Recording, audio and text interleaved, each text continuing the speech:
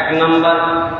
দুই নম্বর আলামত আল্লাহ রাসূল সাল্লাল্লাহু আলাইহি ওয়াসাল্লাম জানালেন ওয়াইদা হাদাসা কাযাবা, যখন সে কথা বলে কথা বলার সকল কথাই বেশিরভাগ মিথ্যা বলে। বিশ্বাস করেন বেশিরভাগ কি বলে? মিথ্যা কথা বলে। বেশিরভাগ দেখবেন এখন সমাজের ভিতরে ইমাম সাহেবদের বিরুদ্ধে মিথ্যা কথা কয়। বিশ্বাস করেন না?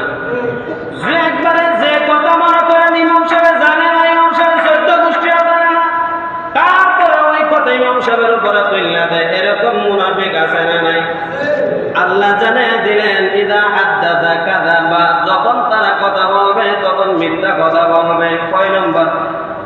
দুই নম্বর আলামত। তিন নম্বর আলামত হলো ওয়া ইযা আহাদা গাদারা, যখন ওই ব্যক্তির কাছে ওই ব্যক্তি কোন মানুষের কাছে অঙ্গীকার করবে, অঙ্গীকার করার